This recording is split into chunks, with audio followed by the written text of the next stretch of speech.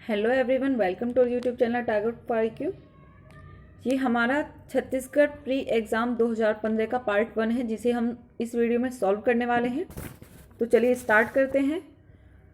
First question है कि भारतीय दंड संहिता IPC 1860 को कब से लागू किया गया था। तो भाई कब से लागू किया गया था, ये किया गया था 1862 से। आंसर होगा हमारा सी, 1 जनवरी 1862 से भारतीय दंड संहिता परिवर्तन में आई, इन्फोर्समेंट में आई। ओके, और से गवर्नर जनरल की अनुमति कब मिली थी, तो भाई ये मिली थी 6 अक्टूबर 1860 को।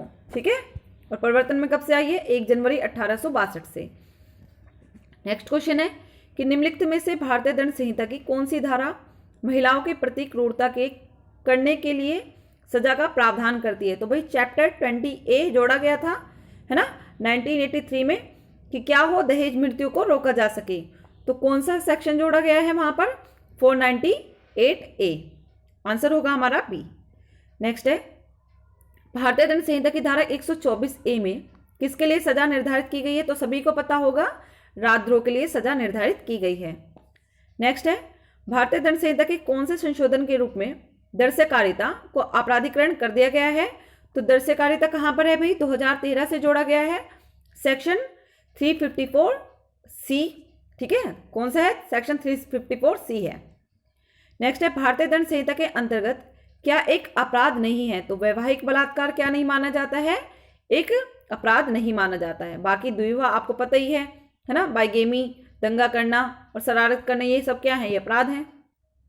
नेक्स्ट देख लेते हैं, चोरी सिद्ध करने के लिए भारतीय दंड संहिता में निम्नलिखित में से कौन सा एक आवश्यक घटक नहीं है। तो क्या होना चाहिए भाई, बेईमानी पूर्वक आशय होना चाहिए, है ना, चल संपत्ति होनी चाहिए, बिल्कुल सही बात है, संपत्ति का स्थानांतरण होना चाहिए, बिल्कुल सही बात है, बेईमानी का उद्देश्य होना चाहिए, बिल्कुल, लेकिन सामान्य उद्देश्य की कोई आवश्यकता नहीं होती। तो हमारा आंसर होगा सी। नेक्स्ट है निम्नलिखित कथनों में से, ये सारे जो क्वेश्चन है अभी तक IPC के देख रहे हैं हम लोग, ठीक है, तो ये भी ध्यान रखेंगे। नेक्स्ट क्वेश्चन है कि निम्नलिखित कथनों में से कौन सा एक सही नहीं है। कह रहा है एक सभा जब इकट्ठा हुई तब गैर कानूनी नहीं थी, बाद में एक गैर कानूनी सभा बन सकती है। बिल्कुल बन सकती है भाई। अपहरण का कारावास से दंडित किया जाएगा जो 7 वर्ष तक विस्तारित किया जा सकेगा, बिल्कुल 363 में डिफाइन किया गया है। नेक्स्ट है किसी अन्य व्यक्ति के चरित्र पर आरोप लगाना मानहानि नहीं है, बशर्ते आरोप सच्चाई से लगाया जाए, बिल्कुल सही है। कह रहा है एक दंगे में न्यूनतम 3 व्यक्ति शामिल होते हैं। एक दंगे में कितने व्यक्ति शामिल होते हैं भाई, 2 व्यक्ति शामिल होते हैं न्यूनतम। नेक्स्ट है जब कोई एक व्यक्ति को गलत तरीके से लाभ पहुंचाने के उद्देश्य से कुछ भी करता है या किसी अन्य व्यक्ति को गलत तरीके से नुकसान पहुंचाता है, तो इसे किस तरह की गई बात कही जाएगी। तो वो क्या क्या है कि एक को क्या पहुंचा रहा है, सदोष लाभ पहुंचा रहा है, और दूसरे को क्या पहुंचा रहा है, सदोष हानि पहुंचा रहा है। तो वो क्या करता है, वो बेईमानी से कार्य करता है। और कहां पर डिफाइन किया गया है, section 24 of IPC act. Okay, और 22 में जंगम संपत्ति है, 23 में सदोष लाभ और सदोष हानि है।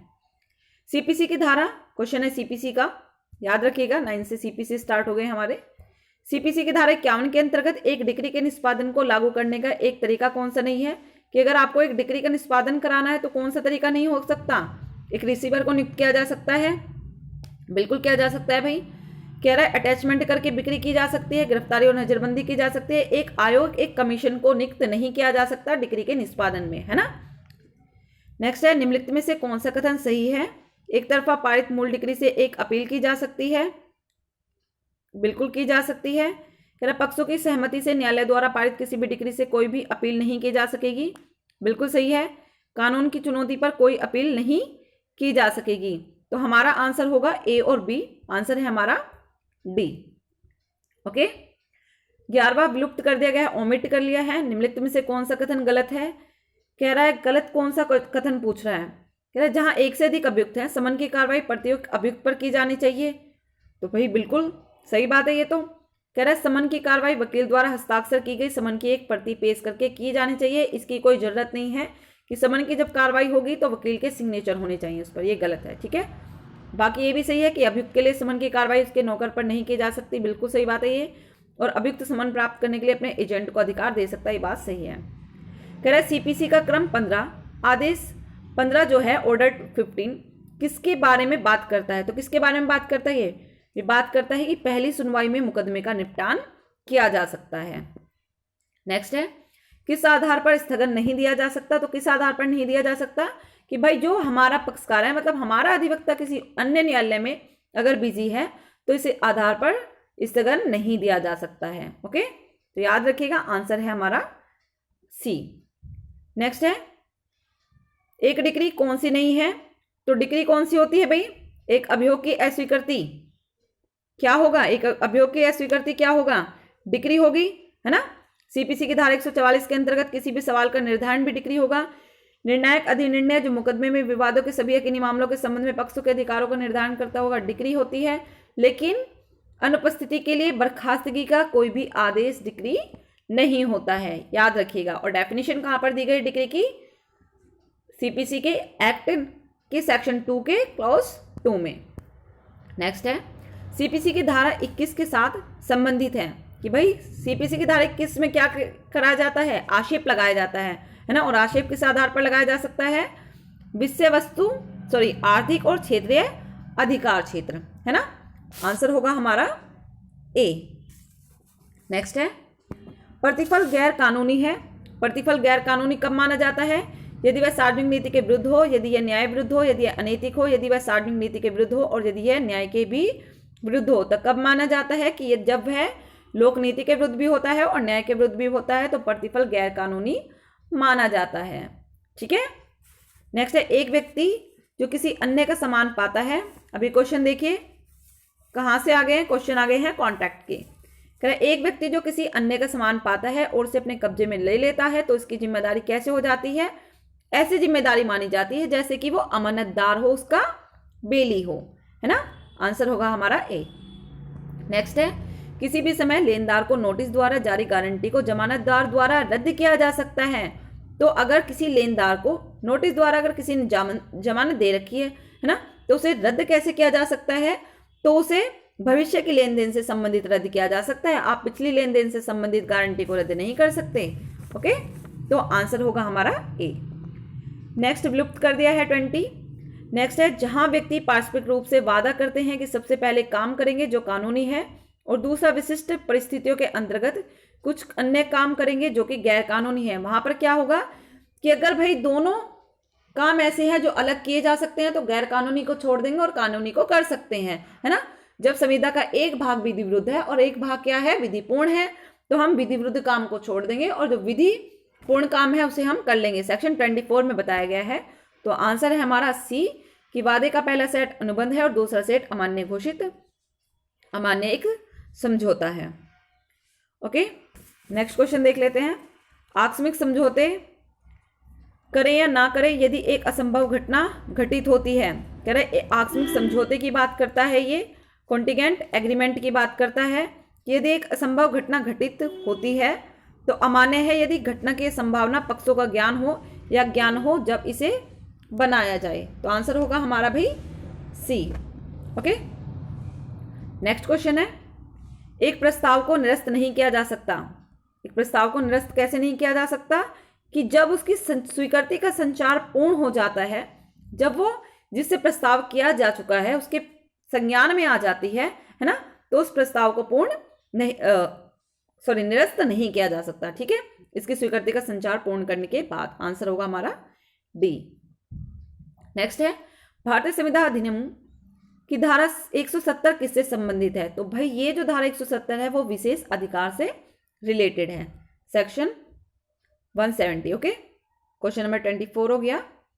नेक्स्ट देख लेते हैं कि कौन से एक सार्वजनिक दस्तावेज नहीं है। एविडेंस का क्वेश्चन है। एक राज्य के राज्यपाल द्वारा लिखित वसीयतनामा के रिकॉर्ड से संबंधित दस्तावेज लोक दस्तावेज नहीं होते। इसके अलावा विदेश के कार्यों का रिकॉर्ड बनाने वाले दस्तावेज का रिकॉर्ड बनाने वाले दस्तावेज न्यायालय के और गणराज्य का रिकॉर्ड बनाने वाले दस्तावेज क्या होते हैं? लोक दस्तावेज होते हैं। वे दस्तावेज जो कितने साल पुराने हैं उनके संबंध में भारतीय शास्त्री अधिनियम की धारा 90 धारणा बनाती है, उपधारणा बनाती है कि वो उन पर सिग्नेचर जो किए गए हैं वो असली हैं, है ना। तो 30 साल होगी और अगर इलेक्ट्रॉनिक है तो वो 5 साल होगी। नेक्स्ट है, किसी भी तथ्य के सबूत के लिए न्यूनतम कितने गवाहों की संख्या आवश्यक है? तो किसी भी तथ्य के सबूत के लिए गवाहों की कोई विशेष संख्या आवश्यक नहीं होती। कहां पर बताया गया है? सेक्शन 134 ऑफ एविडेंस एक्ट में बताया गया है कि साक्ष्य को गिना ना जाए, तोला जाए। नेक्स्ट है, निम्नलिखित में से कौन सा साक्ष्य अधिनियम की धारा 23 के एक अपवाद है? तो जो सेक्शन 126 है कौन सा? Section 126 of Indian evidence act, ये सेक्शन 23 का एक अपवाद है। नेक्स्ट है, एक खुली अदालत में गूंगे गवाह द्वारा दिया गया सबूत क्या माना जाता है? एक मौखिक साक्ष्य माना जाता है। आंसर है हमारा बी।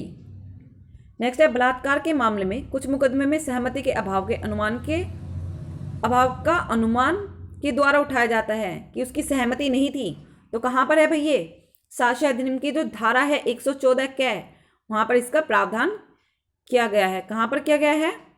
बलात्कार के मामले में कुछ मुकदमे में सहमति के अभाव का अनुमान के द्वारा उठाया गया है। तो यहाँ पर 114A है, ध्यान रखिएगा, है ना। कौन सा है? 114A, बहुत इंपॉर्टेंट क्वेश्चन है। नेक्स्ट है, कौन सा कथन गलत है? कह रहा है चरित्र के लिए गवाहों की फिर से जांच नहीं की जाएगी। तो ये गलत है, क्योंकि चरित्र के लिए गवाहों की फिर से जांच की जा सकती है। नेक्स्ट है, सह अपराधी के संबंध में निम्नलिखित कथनों में से कौन सा एक सही है?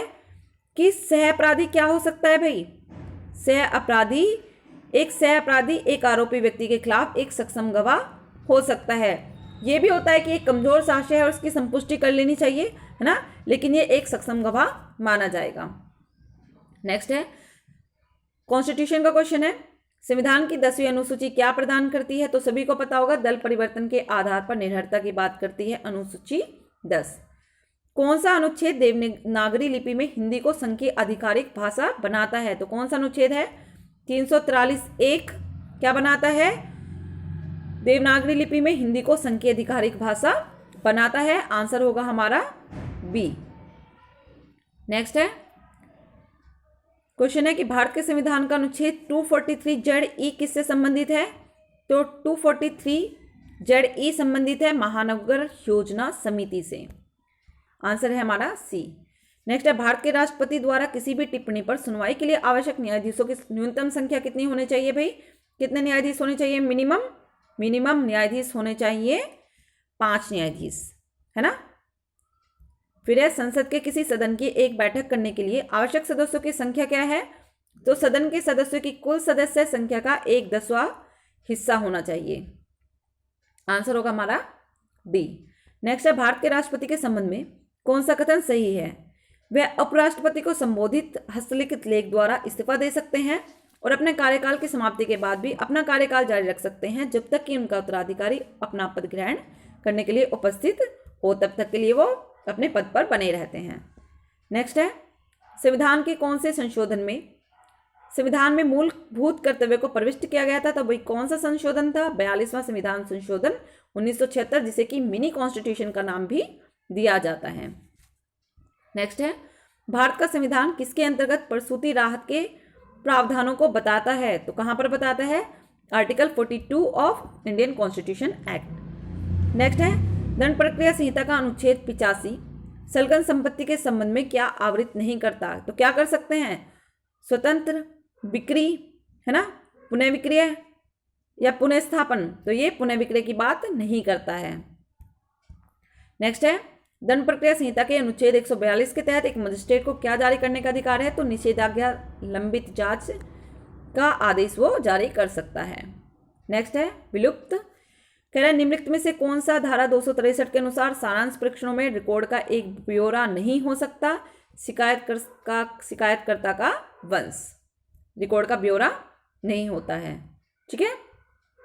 नेक्स्ट है, दंड प्रक्रिया संहिता की कौन सी धारा डबल जियोपार्डी या पूर्वदोष सिद्धि के खिलाफ सुरक्षा प्रदान करती है? तो सभी को पता होगा सेक्शन 300, है ना, कि एक ही अपराधी को भाई 2 बार दोषी मत बनाओ, उनका 2 बार विचारण मत करो।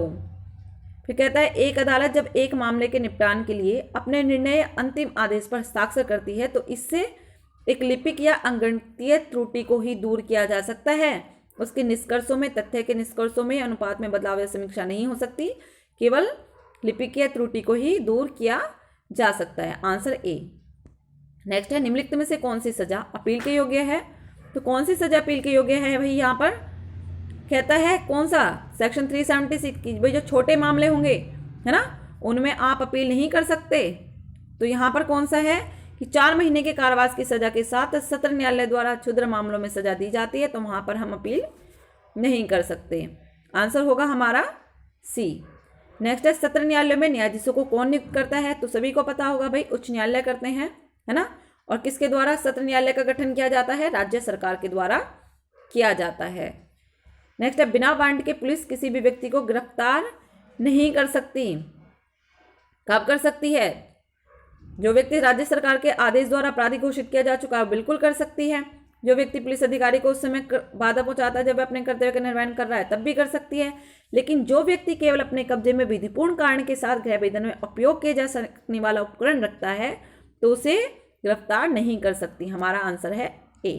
Okay, thank you so much. Part 2 में हम अपने जो बाकी के क्वेश्चन है उन्हें भी सॉल्व कर लेंगे।